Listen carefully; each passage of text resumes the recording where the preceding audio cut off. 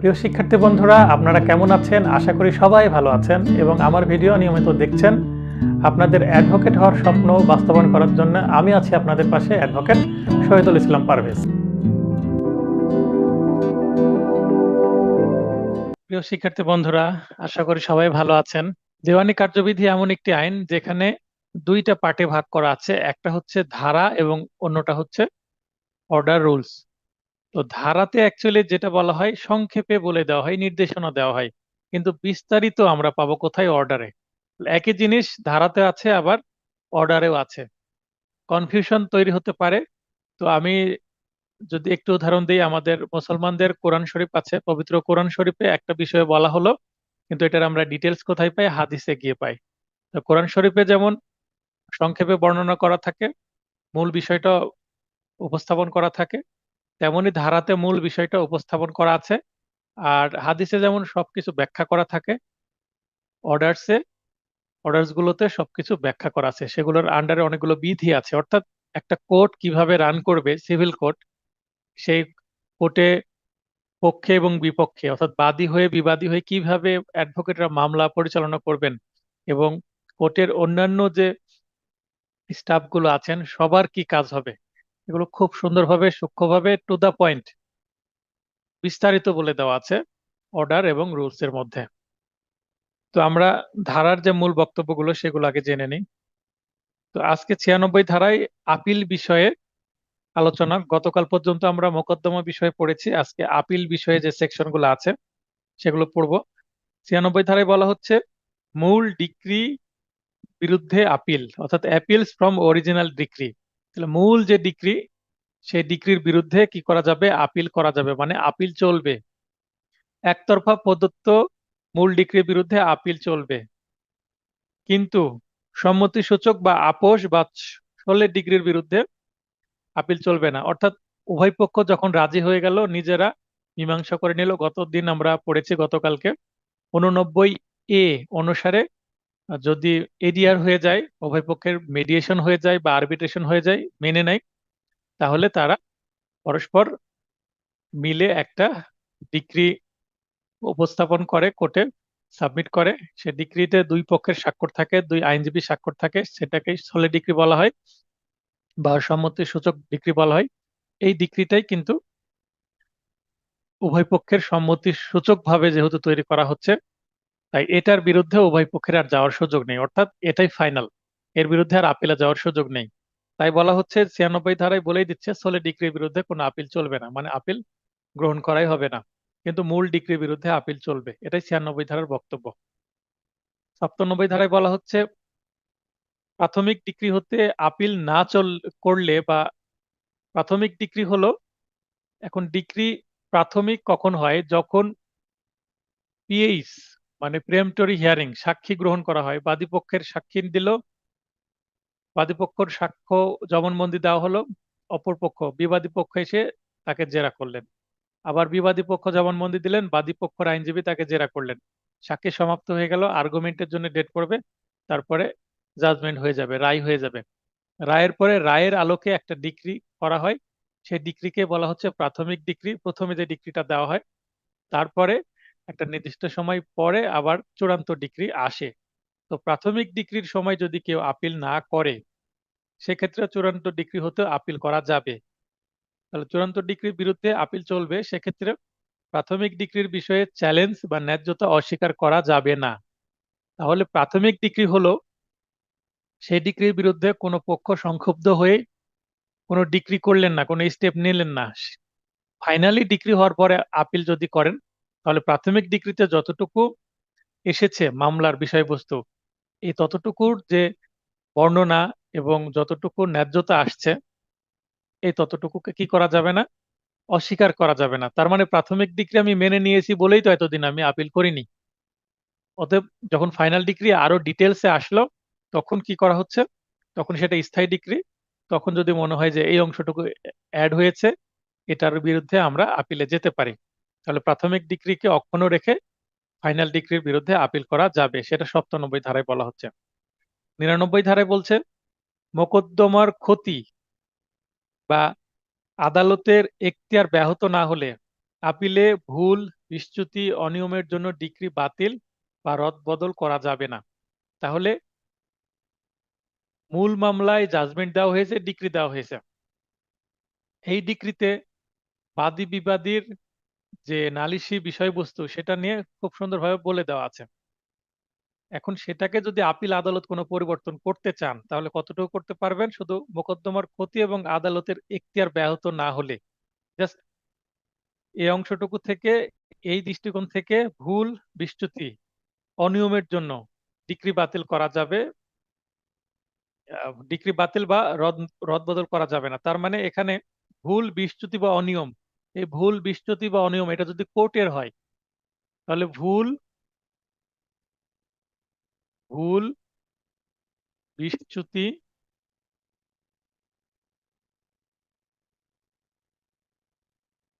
বা কোনো অনিয়ম,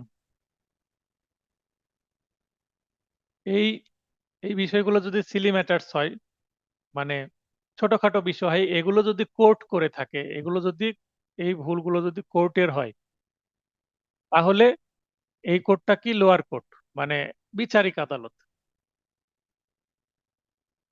বা ট্রায়াল কোর্ট, বিচারিক আদালত, বিচারিক কোর্ট বা trial court, trial court. Trial court যদি এই ভুলগুলো করে তাহলে অ্যাপিল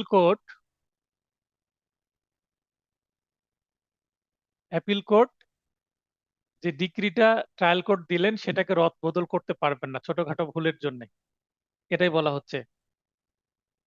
এরপরে 104, 104-এর বলা হচ্ছে আদেশের বিরুদ্ধে আপিল। এর আগে আমরা ডিক্রির বিরুদ্ধে আপিল দেখলাম, মানে ফাইনাল যে সিদ্ধান্ত সেটার বিরুদ্ধে আপিলের বিষয়বস্তু জানলাম। এখন আমরা জানছি আদেশের বিরুদ্ধে। তাহলে আদেশ কি এবং ডিক্রি কি আমরা গতদিনকে বুঝিয়েছি। আপিলযোগ্য আদেশসমূহ হলে, আদেশ আপিলযোগ্য আছে আবার আপিল অযোগ্য আছে, এটার আমি লিস্টে দিয়ে দেবো এক্সট্রা নোটে। তো আপিলযোগ্য আদেশের বিরুদ্ধেই অবশ্যই আপিল করা যাবে, আপিল অযোগ্য হলে তার আপিল করা যাবে না। 35 ক ধারা ক্ষতিপূরণ কম দেওয়া উচিত ছিল এমন অজুহাত ছাড়া ও 96 ধারায়, 95 ধারায় প্রদত্ত আদেশ, অর্থদণ্ড, গ্রেপ্তার, আটক এর নির্দেশমূলক আদেশ জারি ছাড়া আপিলে স্পষ্ট অনুমতি আছে এমন বিধি মতে যে আদেশটা দেওয়া হবে, এই ধারায় আপিলে প্রদত্ত আদেশের বিরুদ্ধে আপিল চলবে না। তাহলে যেখানে স্পষ্ট বলে দেওয়া হচ্ছে যে এটা আপিলযোগ্য আদেশ, মানে এই আদেশের বিরুদ্ধে আপিল করা যাবে, সেখানে শুধু করা যাবে, বাদ বাকি করা যাবে না। এটা জাস্ট আমাদের মনে রাখলে হবে। তো এই জিনিসগুলো আমি স্পষ্ট ছক আকারে এক্সট্রা নোটে দিয়ে দিব। এক্সট্রা নোটের ছক এই ধরনের থাকবে যে বিচারিক আদালত কি, এই বিচারিক আদালত কোনটা, এবং এখান থেকে আপিল আদালত কোনটা, ছক এরকম থাকবে যে এখানে দিলাম বিচারিক আদালত এবং এখানে দিলাম আপিল আদালত। অর্থাৎ যদি সহকারী জজ হয়, অ্যাসিস্ট্যান্ট জাজ কোর্ট, এর বিরুদ্ধে আপিল কোথায় হবে, তারপরে সিনিয়র অ্যাসিস্ট্যান্ট জাজ কোর্ট এর বিরুদ্ধে আপিল কোথায় হবে, তারপরে জয়েন্ট ডিস্ট্রিক্ট জাজ কোর্ট ইনার বিরুদ্ধে কোথায় হবে, এইভাবে আমি চার্ট দিয়ে দেব। এবং কোনটা আপিলযোগ্য কোনটা আপিলযোগ্য নয়, ডিক্রি, আদেশ, এই সবগুলোই আমি একটা লিস্ট আকারে দিয়ে দেবো যেন আপনারা ক্রস চেক করে নিতে পারেন, কোনো যেন সমস্যা না হয়। এরপরে 107, আপিল সংক্রান্ত 107 সর্বশেষ। আমি আজকে আপিল সংক্রান্ত এই 107 পর্যন্ত আলোচনা করব, তারপরে চলে যাব হচ্ছে রেফারেন্সে। 107-এ বলা হচ্ছে আপিল আদালতের ক্ষমতা। আপিল আদালতের ক্ষমতা কেমন হবে এটা আমরা কিন্তু বিস্তারিত পাবো অর্ডারের মধ্যে। তো এখানে জাস্ট একটু টাচ দেওয়া আছে, বিধি দ্বারা শর্ত ও নিয়ন্ত্রণ সাপেক্ষে। এই দেখেন এখানে কিন্তু স্পষ্ট বিধির কথা বলা হচ্ছে। কোন বিধি? অর্ডারের আন্ডারে যে বিধি বা রুলস গুলো আছে সেগুলোর কথা বলা হচ্ছে। তাহলে বিধি দ্বারা শর্ত ও নিয়ন্ত্রণ সাপেক্ষে চূড়ান্ত নিষ্পত্তি, পুনর্বিচার, পুনর্বিচার মানে রিমান্ড। ফৌজদারি মামলায় রিমান্ড একটা কি ভয়াবহ শব্দ। রিমান্ড মানে আসামিকে নিয়ে যে উত্তম মাধ্যম দেওয়া হবে, শারীরিক মানসিক নির্যাতন করা হবে, এটা আমরা ভাবি। যদিও এখন হাইকোর্টের অনেক নির্দেশনা আসছে, সে অনুসারে এখন কি করা হচ্ছে, পরিবর্তন করা হচ্ছে এই বিষয়গুলো। রিমান্ডে যাওয়ার আগে একটা আসামির মেডিকেল টেস্ট করা হয় এবং রিমান্ড থেকে আসার পরেও মেডিকেল টেস্ট করা হয়, তাকে মারধর করা হয়েছে কিনা, শারীরিক এবং মানসিক নির্যাতন করা হয়েছে কিনা এটা চেক করার জন্য। তার মানে হাইকোর্ট সেটা কন্ট্রোল করার চেষ্টা করছে। আর দেওয়ানি মামলায় রিমান্ড বলতে মামলা ট্রায়াল কোর্ট থেকে অ্যাপিল কোর্টে এসেছে, তার মানে এলসিআর মানে lower courts record, lower court রেকর্ডটা পুরোটা চলে আসছে কোথায়? অ্যাপিল কোর্টে, আপিল আদালতে। এখন আদালত দেখলেন, দেখে যদি মনে করে যে না এটা বিচার তো সঠিক করেনি, আবার বিচার হওয়া দরকার, মানে একবার বিচার হয়েছে আবার বিচার হওয়া দরকার। তো আবার বলতে আমরা বোঝাই ইংরেজির প্রিফিক্স হচ্ছে আর ই, রি। রি বলতে আমরা কি বোঝাই? আবার, পুনরায়। তাহলে রিমান্ড, বলতে এই যে এলসিআর চলে আসলো কোথায়? ট্রায়াল কোর্ট থেকে এলসিআর চলে আসলো অ্যাপিল কোর্টে, আবার অ্যাপিল কোর্ট এটা আবার পাঠিয়ে দিবেন কোথায়? বিচারিক আদালতে বা ট্রায়াল কোর্টে। অর্থাৎ আপিলে এসে যদি দেখেন যে এটা আবার বিচার করতে হবে, বিচারটা সঠিকভাবে হয়নি, তাহলে আপিল আদালত আবার এলসিআরটা একটা নির্দেশনা দিয়ে দিবেন, একটা অর্ডার দিয়ে দিবেন যে এটা আবার বিচার করা হোক, এবং কি কি জায়গায় সমস্যা আছে সেগুলো উনি ফাইন্ড আউট করে দিবেন। তখন সেটা আবার বিচারের জন্য চলে যাবে। এই যে আপিল আদালতে এসে আবার ফিরে যাওয়া, এটাকে বলা হচ্ছে রিমান্ড। তাহলে দেওয়ানি মামলায় রিমান্ড বলতে আপিল আদালত থেকে আবার ব্যাক যাওয়া, ফিরে যাওয়া, যেখান থেকে নথিটা এসেছিল সেখানে ফিরে যাওয়া, তাই এটাকে রিমান্ড বলা হচ্ছে। আর ক্রিমিনাল মামলায় রিমান্ডটা সম্পূর্ণ ভিন্ন জিনিস। তো প্রেরণ, বিচার্য, তাহলে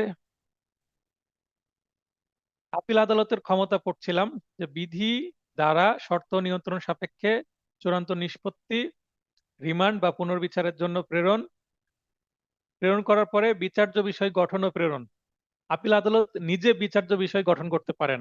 যেমন ক্রিমিনাল মামলায় ফ্রেমিং দ্য চার্জ, অর্থাৎ চার্জ ফ্রেম করা হয় বা অভিযোগ গঠন করা হয় বা চার্জ গঠন করা হয়, তেমনি সিভিল মামলায় কিন্তু ইস্যু গঠন করা হয়। ইস্যু গঠন বলতে বিচার্য বিষয় গঠন, অর্থাৎ কি বিষয়ে মামলাটা হবে, কি কি প্রশ্নের উত্তর সাক্ষীদের মাধ্যমে নিয়ে আসা হবে, অনুসন্ধান করা হবে। তো এটা গঠন হয়তো বা সঠিক ছিল না ট্রায়াল কোর্টের, তাই আপিল আদালত সেটা গঠন করে পাঠিয়ে দিবেন, প্রেরণ করে দিবেন। অতিরিক্ত সাক্ষী বা অ্যাডিশনাল এভিডেন্স গ্রহণও করা যাবে, আবার তলবও করা যাবে। এই হচ্ছে সংক্ষেপে 107 ধারার মধ্যে বলে দিল আপিল আদালতের কি কি ক্ষমতা আছে। তো এটা ডিটেলস পাবো কোথায়? অর্ডারের রুলস গুলোতে। এরপরে আমরা পড়বো 113। মাঝখানে যেগুলো বাদ দিয়ে দিচ্ছি সেগুলো আপনারা আগের ভিডিও দেখে অথবা নিজে মূল বই আমার নোট দেখে বুঝে নেবেন। কোনো জায়গায় সমস্যা থাকলে প্রশ্ন করবেন। যেহেতু র্যাপিড রিভিশন, কিছু কিছু সেকশন যেগুলো পড়লেই বোঝা যায় সেগুলো আলোচনা করছি না। 113তে বলা হচ্ছে হাইকোর্ট বিভাগের অভিমত গ্রহণ বা রেফারেন্স। তাহলে সিভিল মামলায় রেফারেন্সের জন্য হাইকোর্ট বিভাগের শরণাপন্ন হতে হবে। কোন আদালত কারণ উল্লেখপূর্বক প্রেরণ করবেন এবং উপযুক্ত আদেশ দিবেন হাইকোর্ট।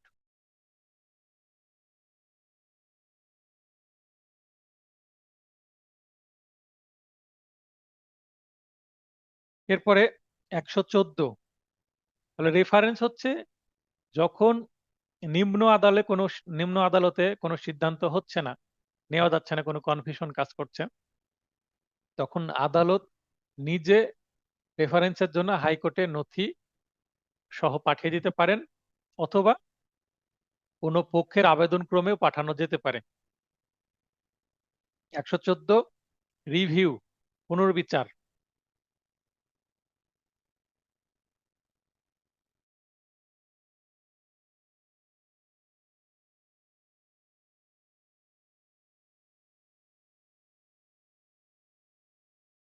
রিভিউ যেটা বলা হচ্ছে, যে ক্ষেত্রে যে ক্ষেত্রে রিভিউ করা যাবে, রিভিউ কোথায় করা যাবে, হোয়ার। আমরা জানি যে বিচারিক আদালত অর্থাৎ ট্রায়াল কোর্ট ইনি বিচার করছেন। এখানে যখন সমাধান না হয় তখন উপরে চলে যেতে হয় অ্যাপিল কোর্টে।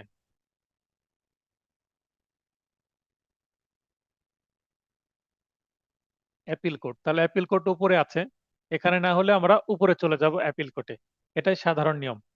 কিন্তু রিভিউয়ের বক্তব্য হচ্ছে যে বিচারিক আদালত যিনি ডিক্রি দিলেন সেই কোর্টেই কি করতে হবে, রিভিউ করতে হবে, তারই এখতিয়ার রিভিউ করা, অর্থাৎ নিজের ডিক্রি নিজেটা আবার দেখা।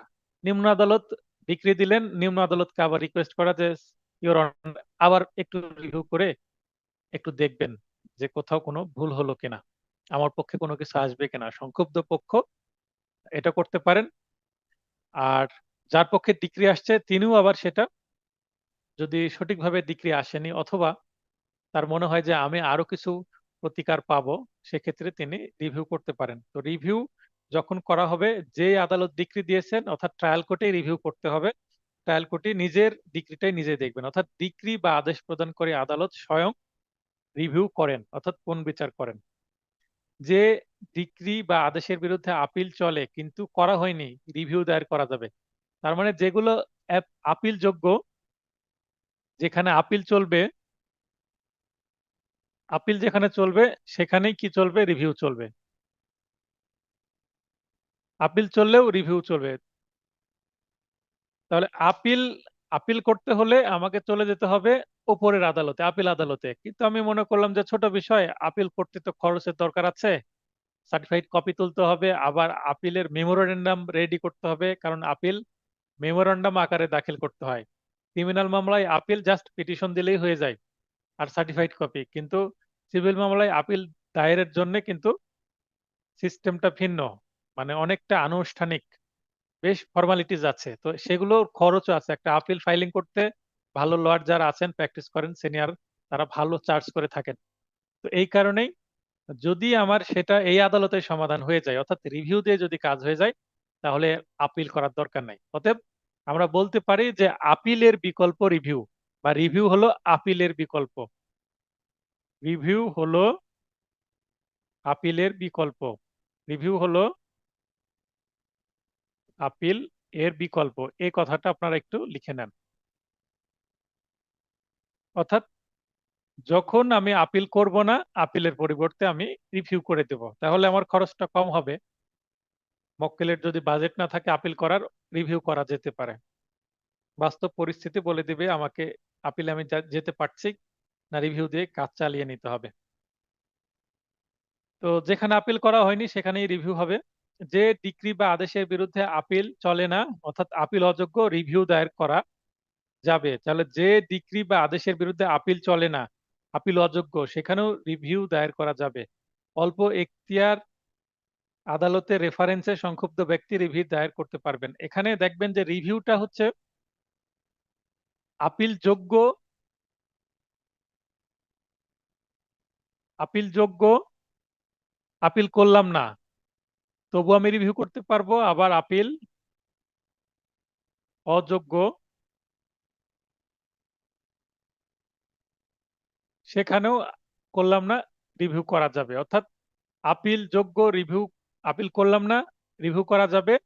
আপিল অযোগ্য কোনো আদেশ বা ডিক্রি আপিল করা তো যাচ্ছেই না, তাই বাধ্য হয়ে কি রিভিউ করব। এখন আমি ক্লাসে এই বিষয়ে একটু প্রশ্ন নিতে চাচ্ছি, কেউ যদি জানেন এটা উত্তর দিবেন। এখন এক ব্যক্তি আপিল করেছেন একটা ডিক্রির বিরুদ্ধে, আপিল করার পরে সেখানে কি রিভিউ করা যাবে? প্রশ্ন কি বুঝতে পেরেছেন? প্রশ্ন হচ্ছে আপিল করেছেন, এ এবং বি এর মধ্যে মামলা চলছে, এর পক্ষে ডিক্রি আসছে, তাহলে বি চলে গেছেন কি এই ডিক্রির বিরুদ্ধে আপিল। তাহলে ডিক্রি যেটা হয়েছে এটার এগেনস্টে কি করেছেন উনি, আপিল করেছেন, অ্যাপিল করেছেন। এখন বি অ্যাপিল করেছেন, এখন বি কি আবার অ্যাপিল প্লাস রিভিউ, মানে অ্যাপিল প্লাস রিভিউ বোথ একসাথে, সেটা কি সম্ভব? আপিলও করব আবার রিভিউও করব, সেটা কি সম্ভব? এটা আমার প্রশ্ন। কেউ জেনে থাকলে হাত উত্তোলন করবেন। আমার প্রশ্ন যে ডিক্রির এর পক্ষে গেছে, ডিক্রির বিরুদ্ধে আপিল করেছেন, আবার রিভিউ করতে চাচ্ছেন, বা আগে রিভিউ করেছেন পরে আপিল করবেন, একসঙ্গে সম্ভব কিনা? আচ্ছা, সাদিয়া হক উনি হাত উত্তোলন করেছেন, ওনাকে কথা বলার সুযোগ দিলাম। রাজ্জাক আসসালামাইকুম খান। স্যার। ওয়ালাইকুম আসসালাম। কেমন আছেন? আসসালামু আলাইকুম ওয়ালাইকুম স্যার। আসসালাম। সাদিয়া হক, আগে বলেন। স্যার, একই টাইমে যাবে না, বাট মানে হচ্ছে আগে আপিল করার পরে পরে রিভিউ করা যাবে। আর যদি রিভিউ আগে করে থাকেন দেন পরে আবার আপিল করতে পারেন। এখানে আপনি যেটা বলছেন যে আগে যদি রিভিউ করা হয়, মানে প্রথমে ফার্স্ট রিভিউ করলাম, ফার্স্ট রিভিউ, তারপর সেকেন্ডলি অ্যাপিল করা যাবে, এই তো আপনার বক্তব্য, তাই তো? জি জি। কিন্তু যদি আগে অ্যাপিল করি পরে রিভিউ করা যাবে কি? হ্যাঁ হ্যাঁ, যাবে স্যার। আচ্ছা, এরপরে রাজ্জাক ভাই বলবেন। আচ্ছা, জি স্যার। রাজ্জাক ভাই বলেন, হ্যাঁ বলেন। স্যার, আপিলের যে আদেশ হবে ওর বিরুদ্ধে তো আর আপিল চলবে না, কিন্তু প্রথমে যদি আপিল না করে তাহলে রিভিউ করতে পারবে, আর যদি রিভিউ না করে তাহলে আপিল করতে হবে। আমার মনে হচ্ছে এটা আর কি, আমি ক্লিয়ার আচ্ছা, বুঝতে এখানে পারছি। এখানে যেটা উনি বললেন, সাদিয়া হক আপা, যে ফার্স্ট রিভিউ করলেন, রিভিউ করার পরে উনি আবার আপিল করতে চাচ্ছেন, সেটা করা যাবে কিনা, মানে এটা ঠিক আছে কিনা? স্যার, আমার মনে হচ্ছে না স্যার। আচ্ছা, আপনার মনে হচ্ছে ঠিক নাই। আর যদি এর উল্টোটা হয়, প্রথমে আপিল করলাম, আপিল করার পর আবার রিভিউ ফাইলিং করলাম, সেটা কি করা যাবে? হ্যাঁ, সেটা করা যাবে মনে হচ্ছে। মানে আপনি বলছেন যে ফার্স্ট করলাম অ্যাপিল, আর নেক্সট সেকেন্ড আমি করতে চাচ্ছি রিভিউ বা করলাম, সেটা যাবে কিনা?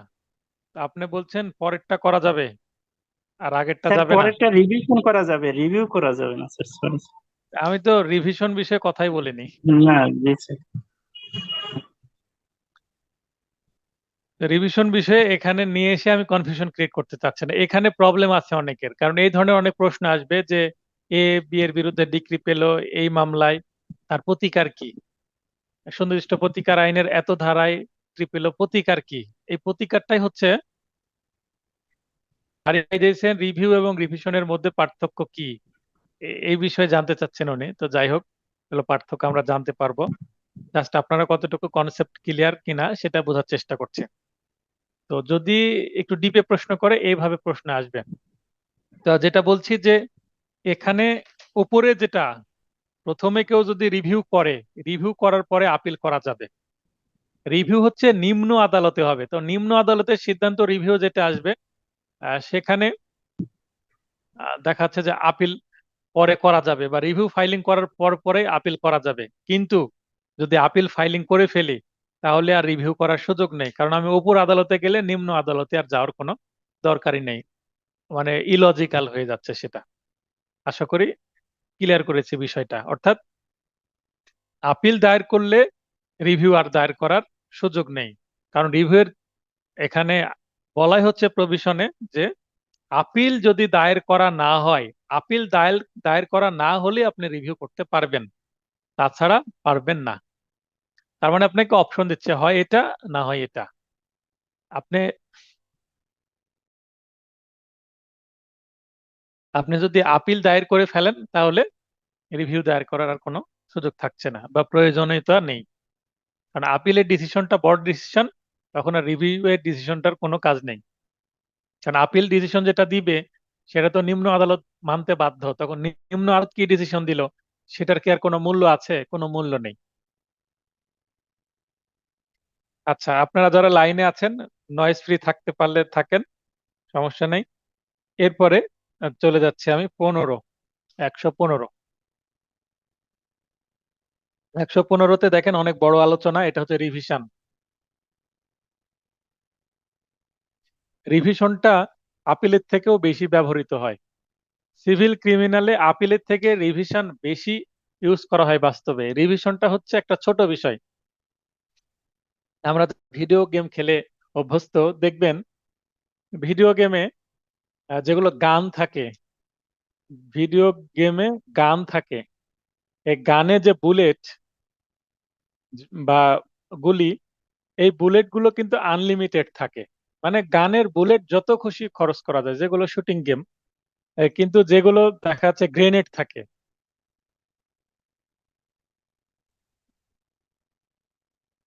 যেগুলো গ্রেনেড থাকে সেগুলো কিন্তু লিমিটেড থাকে, লিমিটেড। আর এগুলো হচ্ছে আনলিমিটেড গানের, এটা হচ্ছে আনলিমিটেড।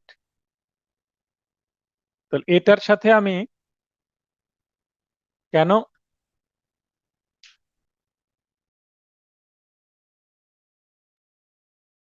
এটার সাথে রিভিশন পড়াতে গিয়ে কেন গান এবং গ্রেনেডের বিষয় আসছে ভিডিও গেমের? তো গানটা হচ্ছে সিম্পল একটা বিষয়, মানে যখন তখন ব্যবহার করা যায়, হিসাব করার দরকার হয় না কতবার ব্যবহার করব। তো একটা মামলায় আদেশ দিল, প্রথমে একটা আদেশ আসলো, পছন্দ হলো না, রিভিশনে চলে গেলাম, যে মামলা উচ্চ আদালতে গিয়ে ঝুলে থাকলো। আবার ওখান থেকে ফেরত আসলো, তারপরে আবার আদেশ দিল, আবার পছন্দ হলো না, আবার রিভিশনে চলে গেলাম। মানে একটা মামলায় একাধিক রিভিশন যাওয়া সম্ভব, যত আদেশ হবে ততটা আদেশের বিরুদ্ধে রিভিশনে যাওয়া সম্ভব। কিন্তু আপিল আপিল কিন্তু ডিক্রির বিরুদ্ধে আমরা যেতে পারবো। আর আদেশ যেগুলো আছে আপিলযোগ্য, সেগুলো কিন্তু বড় বড় আদেশ, ছোট আদেশের বিরুদ্ধে নিশ্চয়ই আপিল করা যাবে না, তাহলে তো মামলা সমস্যার সৃষ্টি হবে, আগাবেই না। এমনিতেও সিভিল মামলা আগায় না, দ্রুত যায় না। ফাস্ট ট্র্যাকে যেতে হলে সেখানে রিভিশনের একটা ভালো ডিসিশন, যে ছোট একটা ডিসিশন রিভিশন। কিন্তু আপিলটা ফাইনাল, যখন একটা জাজমেন্ট আসে তখন করাটা যুক্তিযুক্ত। তারা রিভিশন দিয়ে কাজ চলে যায়। অর্থাৎ একটা জায়গায় ভিডিও গেমে যদি আমি বন্দুক ইউজ করি, গুলি ইউজ করি, বুলেট দিয়ে কাজ যদি চলে যায়, তাহলে তার গ্রেনেড ছোড়ার দরকার নেই। তো গ্রেনেডটা হচ্ছে অ্যাপিলের মতন, আর গানটা হচ্ছে রিভিশনের মতন, মানে আনলিমিটেড ইউজ করা যায় এরকম। আর গ্রেনেড শেষের দিকে খুব বেশি বিপদ না হলে সেটা যেহেতু লিমিটেড, ইউজ করার দরকার হয় না। আপিল আমি নিম্ন আদালতে জেলা জজের করতে পারছি, জেলা জজের সিদ্ধান্তের বিরুদ্ধে বা অতিরিক্ত জেলা জজের সিদ্ধান্তের বিরুদ্ধে হাইকোর্টে যেতে পারছি, হাইকোর্টের সিদ্ধান্তের বিরুদ্ধে আমি কোথায় যেতে চাচ্ছি, আপিল বিভাগে যেতে পারছি। তো এখানে আপিল মানে করার জায়গা শুধুমাত্র কি তিন জায়গায়, একটা জেলা জজ, একটা হাইকোর্ট এবং আপিল আদালত। কিন্তু রিভিশন কিন্তু জেলা জজের কাছে একবার আপিল করলাম, করে সিদ্ধান্ত আসলে আবার কিন্তু জেলা জজের কাছে আপিল করার সুযোগ নেই। একই বিষয়তে দুইবার আপিল হবে না। জেলা জজের আপিলের সিদ্ধান্তের বিরুদ্ধে আমি হাইকোর্টে যেতে পারবো, কিন্তু রিভিশন নিম্ন আদালত একটা সিদ্ধান্ত দিল, সেটার বিরুদ্ধে আমি একবার জেলা জজে রিভিশন করলাম বা হাইকোর্টে রিভিশন করলাম, আবার কিছুদিন পর আরেকটা সিদ্ধান্ত দিল, সেটার বিরুদ্ধে আমি আবার রিভিশন করতে পারবো। অর্থাৎ রিভিশন আনলিমিটেড ইউজ করা যায়, ব্যাপারটা এরকম। তো এই কারণে দেখেন রিভিশনের বিষয়বস্তুগুলো একটু বেশি আলোচনা করেছি, রিভিশন থেকে কিন্তু প্রশ্ন আসে এবং রিভিশন বহুল ব্যবহৃত একটি স্টেপ। এই কারণে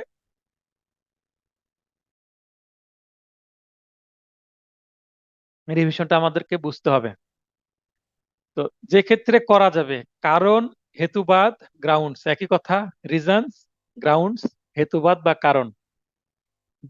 তাহলে কারণ এখানে আছে কিন্তু তিনটি গ্রাউন্ডস এর উপর ভিত্তি করে রিভিশন হয়। কি? যে ডিক্রি বা আদেশের বিরুদ্ধে আপিল চলে না, অর্থাৎ আপিল অযোগ্য, যেখানে আপিল চলবে না সেখানে আমার রিভিশন করার অপশনটা চলে আসে। নিম্ন আদালতে আইনগত ভুলের দরুন ডিক্রি বা আদেশে যদি ভুল হয়, তাহলে নিম্ন আদালত কোন আইনগত ভুল করেছেন, যেটার কারণে ডিক্রি বা আদেশে একটা ভুল চলে আসছে, যেটা আমি সংক্ষুব্ধ, বাদী হোক বিবাদী হোক, আমার পছন্দ হলো না, আমি চলে গেলাম, রিভিশন ঠুকে দিলাম সেই সিদ্ধান্তের বিরুদ্ধে। অল্প এখতিয়ার, উক্ত ভুলের দরুন ন্যায় বিচার ব্যাহত হলে রিভিশন চলবে।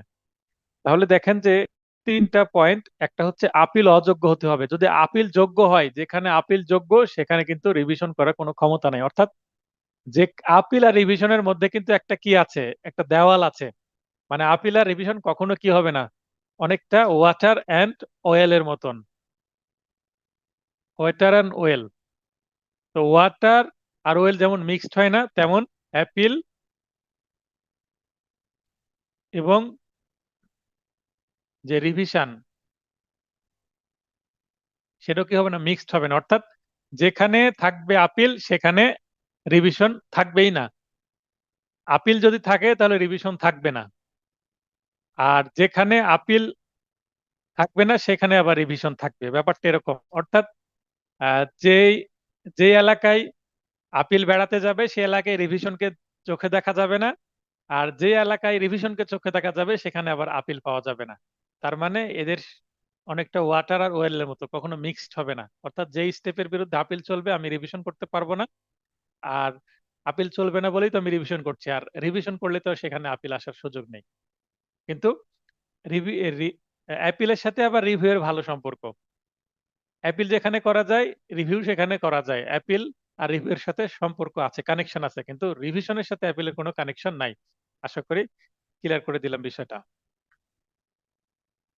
আর নিম্ন আদালত যদি আইনগত ভুল করে, ডিক্রিতে ভুল চলে আসলে সেটার বা আদেশে ভুল আসলে রিভিশন করা যাবে, এবং ন্যায় বিচার যদি ব্যাহত হয় তাহলে করা যাবে। 115-তে কোন আদালতের আদেশ বা ডিক্রির বিরুদ্ধে কোথায় করব, কতদিনের মধ্যে করব, ডিটেলস এখানে দেওয়া আছে ছকে। ছকটা একটু আপনারা নিবেন। যাদের কাছে নোট দু একজনের কাছে হয়তো বা নাই, তারা পরবর্তীতে নোটটা হাতে পেলে বুঝতে পারবেন যে জেলা জজ, অতিরিক্ত জেলা জজ, জেলা জজ, ডিস্ট্রিক্ট জাজ, ডিস্ট্রিক্ট জাজ অথবা অ্যাডিশনাল ডিস্ট্রিক্ট জাজ। ডিস্ট্রিক্ট জাজ এবং অ্যাডিশনাল ডিস্ট্রিক্ট জাজের মোটামুটি সেম ক্ষমতা। এই কারণে ইনারা যদি কোনো ডিক্রি ও আদেশ দেয়, এনারা কোনো কি দিল, decree or order, decree or order, decree plus order. আমি সংক্ষেপে যেটা আলোচনা করছিলাম, রিভিশন কোথায় করতে হবে, ডিস্ট্রিক্ট জাজ, অ্যাডিশনাল ডিস্ট্রিক্ট জাজ, বড় কোর্ট, জেলা পর্যায়ে সর্বোচ্চ কোর্ট। তো এই কোর্টের কোনো ডিক্রি হোক বা আদেশ হোক, ডিক্রি হোক আদেশ হোক, উভয় দুইটার ক্ষেত্রে এর উপরে আমাদের যেতে হবে কোথায়, হাইকোর্ট ডিভিশনে। এটা ছাড়া অপশন নেই। আর হাইকোর্ট ডিভিশনে আদেশ বা ডিক্রির বিরুদ্ধে আপিল করার জন্য টাইম হচ্ছে 90 ডেজ, একটু বেশি সময় দেওয়া হয়। আর তাহলে বড় দুইটা কোর্ট, জেলা জজ, অতিরিক্ত জেলা জজ, ডিক্রি এবং আদেশ, ডিক্রি অর্ডার দুইটার বিরুদ্ধেই আমরা কোথায় যাব, হাইকোর্টে 90 দিনের মধ্যে। এবং ডিক্রি অর্ডার অবশ্যই এই দুইটা আপিল অযোগ্য হতে হবে। আপিল অযোগ্য হলে আমি রিভিশন করতে পারবো, না হলে তো করতে পারবো না। আপিল যোগ্য হলে কোনোটার বিরুদ্ধেই আমরা যেতে পারবো না। এরপরে থাকলো এর একটু নিচে কোর্টগুলো আছে, জয়েন্ট ডিস্ট্রিক্ট জাজ, তারপরে আছে সিনিয়র অ্যাসিস্ট্যান্ট জাজ, তারপর অ্যাসিস্ট্যান্ট জাজ।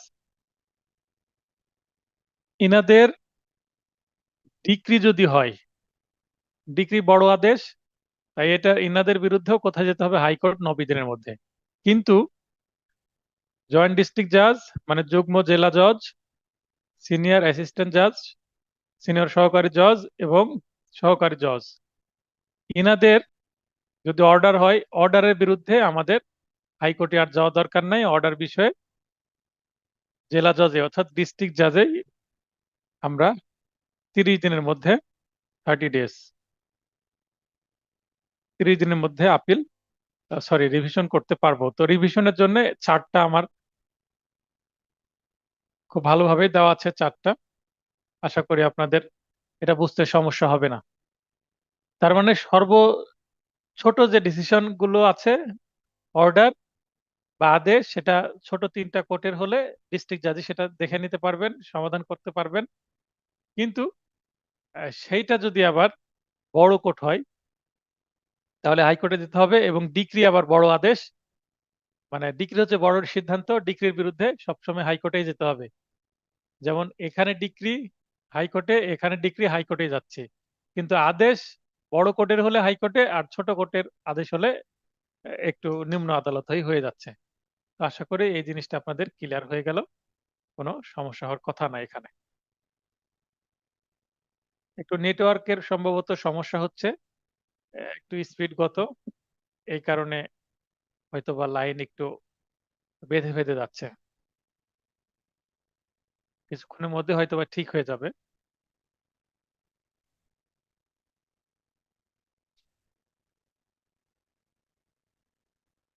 আমি একজনকে লাইনে ডেকে নিই। রাজ্জাক ভাই একটু লাইনে আসবেন তো।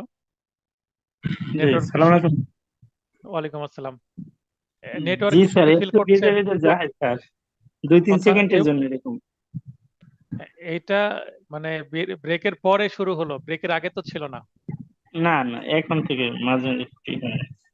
এমন কোনো কারণে নেটওয়ার্কে একটু সমস্যা হয়েছে, আশা করি কিছুক্ষণের মধ্যে ঠিক হয়ে যেতে পারে। তো এরপরে আমরা আরো যে কিছু রুলস রেজুলেশনস আছে 115-র নিচে যে আমি কিছু নোট দিয়েছি, যে জেলা জজ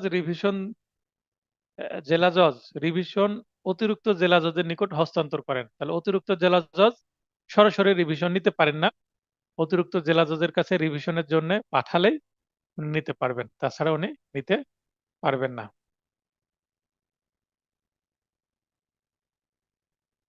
তারপর দেওয়ানিতে দ্বিতীয় আপিলের বিধান আছে, কিন্তু ফৌজদারিতে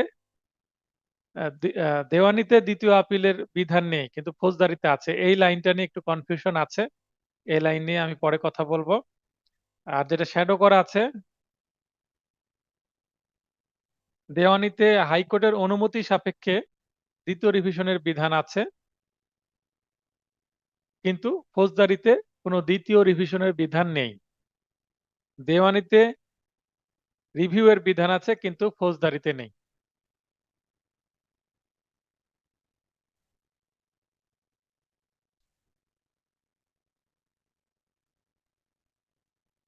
এরপরে আমরা পড়বো 123।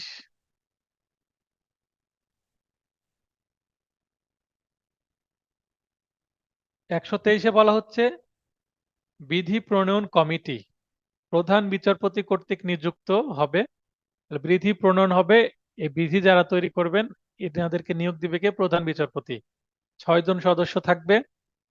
প্রধান বিচারপতি সহ নিজে, প্রধান বিচারপতি নিজে কিন্তু বিধি প্রণয়ন কমিটির সদস্য হতে পারেন, আবার নাও হতে পারেন। তো তিনি নিজেও থাকতে পারেন, আবার নাও থাকতে পারেন। সুপ্রিম কোর্টের বিচারপতি অন্তত একজন জেলা জজ হিসেবে 3 বছর ছিলেন এই ধরনের ব্যক্তি। 3 জন হাইকোর্টের অধস্তন দেওয়ানি আদালতের অ্যাডভোকেট 2 জন এবং হাইকোর্টের অধস্তন দেওয়ানি আদালতের জজ 1 জন। এই মোট 6 জন মিলে বিধি প্রণয়ন কমিটি গঠন করা হবে। যেমন বার কাউন্সিল অর্ডার রুলসে আমরা বিভিন্ন কমিটি দেখি, কমিটির সদস্য ছিল। তো এখানে 123-এ 6 জন সদস্য হবে। তো 123-এ যে 6 জন সদস্য হবে, এটা মনে রাখার একটা সহজ পদ্ধতি আছে। 1+2+3 = 6, অর্থাৎ 123 ধারায় 6 জন,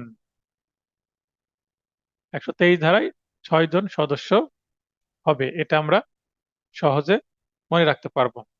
123-এর পরে যেটা পড়বো 137।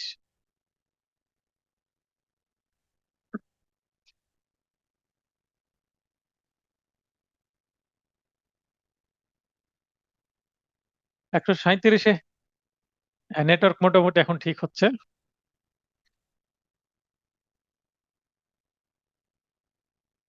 137-এ বলা হচ্ছে অধস্তন আদালতের ভাষা। একটা আদালতের ভাষা কি হবে সেটা কে ঘোষণা করবে? সরকার ঘোষণা করবে। সরকার যে ভাষা বলবে সেই ভাষাটাই হবে। এরপরে আমরা পড়বো 139। 139-এ বলা হচ্ছে হলফনামা বা এফিডেভিট যার দ্বারা পরিচালিত হবে শপথটা, হলফনামার শপথ কে করাবেন?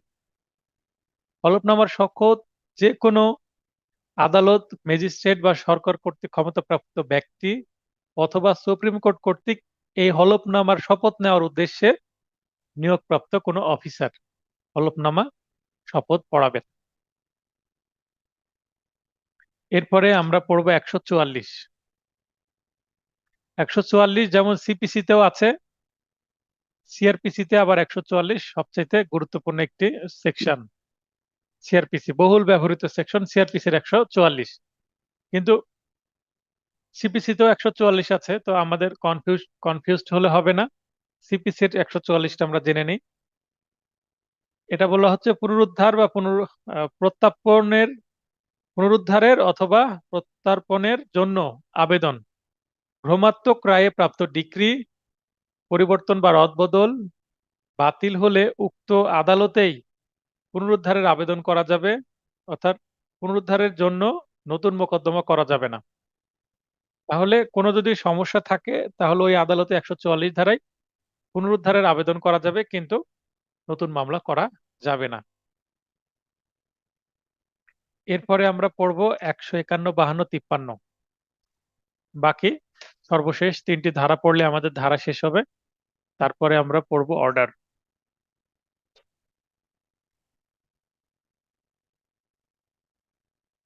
151-তে বলা হচ্ছে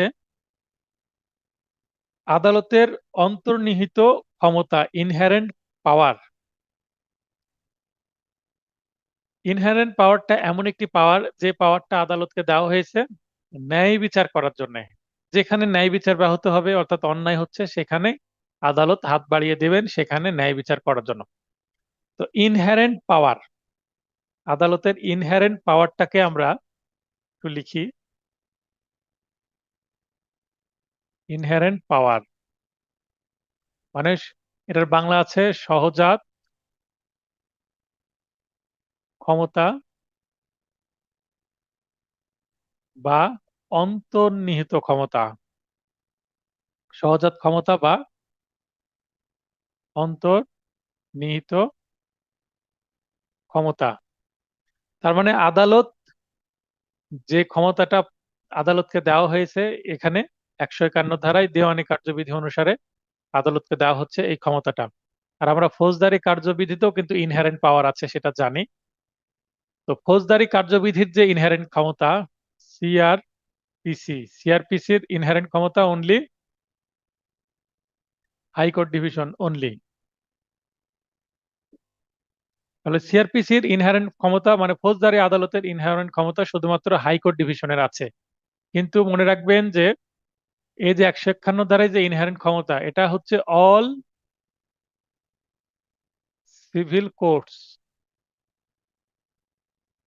সকল সিভিল কোর্ট এই পাওয়ার ইনহেরেন্ট পাওয়ার কি করতে পারেন, এক্সারসাইজ করতে পারেন। কিন্তু ফৌজদারি মামলায় শুধুমাত্র হাইকোর্ট ডিভিশন ইনহেরেন্ট পাওয়ার এক্সারসাইজ করতে পারেন। আবারও বলছি, সিভিল মামলায় অল সিভিল কোর্টস অর্থাৎ সর্বনিম্ন যে নিয়ে আছেন সহকারী জজ তিনি পারবেন, সিনিয়র সহকারী জজ পারবেন, যুগ্ম জেলা জজ পারবেন, জেলা জজ পারবেন, অতিরিক্ত জেলা জজ পারবেন, হাইকোর্ট ডিভিশন পারবেন, আবার অ্যাপিলেট ডিভিশনও পারবেন। তাহলে হাইকোর্ট ডিভিশনের কিন্তু সিভিল এখতিয়ারেও আছে আবার ক্রিমিনাল এখতিয়ার আছে। অ্যাপিলেট ডিভিশনের সিভিল এখতিয়ার আছে আবার ক্রিমিনাল এখতিয়ারও আছে। জেলা জজের সিভিল এখতিয়ার আছে, ক্রিমিনাল এখতিয়ার আছে। জয়েন্ট ডিস্ট্রিক্ট জাজ অর্থাৎ যুগ্ম জেলা জজের সিভিল এখতিয়ার আছে, ক্রিমিনাল এখতিয়ার আছে। অতিরিক্ত জেলা জজ সিভিল এখতিয়ার আছে, ক্রিমিনাল এখতিয়ার আছে, কিন্তু হাইকোর্টেরও আছে। তো যতগুলা আপনার ক্রিমিনাল কোর্ট আছে তার মধ্যে শুধুমাত্র হাইকোর্ট ডিভিশনের যে ক্রিমিনাল আছে সেই এখতিয়ার বলে ফৌজদারি কার্যবিধি শুধুমাত্র হাইকোর্টকে পারমিশন দিচ্ছে এটা এক্সারসাইজ করার জন্য, এই পাওয়ারটা দিচ্ছে। আর 151 ধারা সকল ছোট বড় দেওয়ানি সকল আদালতকেই কিন্তু ইনহেরেন্ট পাওয়ার দেওয়া হয়েছে। কি করার জন্য? এখানে দুইটি কাজ করার জন্য, সেটা হচ্ছে ন্যায় বিচারের স্বার্থে এবং কার্যধারার অপব্যবহার রোধ। ন্যায় বিচার উনি করবেন যেভাবে হোক, আর কার্যধারার অপব্যবহার হচ্ছে মানে অনিয়ম হচ্ছে সে অনিয়মটাকে রোধ করবেন। একটা ইংরেজি লাইন আছে টু ডু জাস্টিস অর্থাৎ জাস্টিস করবেন, ন্যায় বিচার করবেন, এন্ড টু আনডু ইনজাস্টিস মানে যেখানে অনিয়ম হচ্ছে সেই অনিয়মটাই কি না করার জন্য যা করা লাগে সেটা করবেন। একত্রে বা অ্যানালাস হিয়ারিং সহ প্রয়োজনীয় অন্যান্য আদেশের মাধ্যমে কিন্তু এই ইনহেরেন্ট পাওয়ার ক্ষমতা করে থাকেন। এই ছিল 151 ধারার বিষয়বস্তু। 152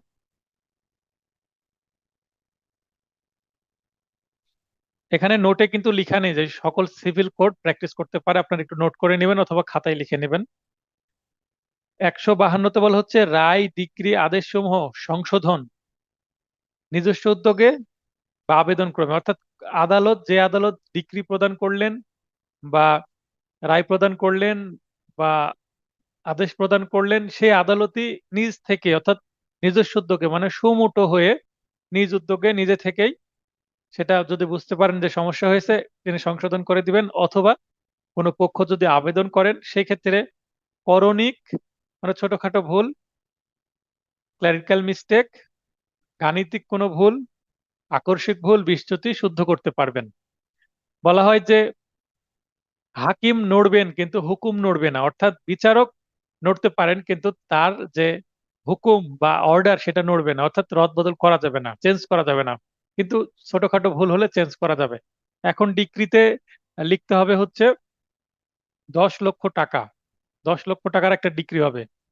ভুল করে 10 লক্ষ টাকার একটা শূন্য কম দিয়েছেন, তাহলে তো এটা হয়ে যাবে 10 লক্ষ থেকে কমে 1 লক্ষ টাকা হয়ে যাবে, তাহলে এটা অনেক বড় ক্ষতি হয়ে গেল না। এটা হচ্ছে গাণিতিক ভুল, এই গাণিতিক ভুল সংশোধন করা যাবে, এ ধরনের ছোটখাটো ভুল সংশোধন করা যাবে। 153, 153তে বলা হচ্ছে সংশোধন করার সাধারণ ক্ষমতা, প্রকৃত প্রশ্ন বা বিচার্য বিষয় নির্ধারণের উদ্দেশ্যে যে কোনো সময় খরচা সহ কার্যধারা ত্রুটি সংশোধন করা যাবে। তো কোনো যদি ত্রুটি সংশোধন করার আবেদন করা হয় তাহলে সেখানে খরচা বা কস্ট কিন্তু যুক্ত হতে পারে, এটা একটু বলে দেওয়া হলো। তো এই যে বিষয়বস্তুগুলো আমরা পড়লাম 153 ধারা পর্যন্ত, এগুলো জাস্ট সংক্ষেপে বলে দেওয়া হলো যে আমরা এগুলো পড়তে চলেছি বা এগুলো আছে, এবং এগুলো বিস্তারিত কোথায় আছে, যে শিডিউলের যে আদেশ আছে, আদেশের মধ্যে অনেকগুলো বিধি আছে, স্পষ্ট করে প্রতিটা বিষয়ের জন্য ডেডিকেটেড অর্ডার আছে, ডেডিকেটেড রুলস আছে, সুন্দরভাবে বোঝানোর জন্য, যেন আদালত বা যারা বিচার প্রার্থী বা যারা বিচার পরিচালনা করছেন, অ্যাডভোকেটস, তারা যেন কনফিউশন না হয়, সুষ্ঠুভাবে বিচার পরিচালনা করতে পারেন। তো এই ছিল আমাদের ধারার আলোচনা। এখন আমরা চলে যাব আদেশ নিয়ে আলোচনা।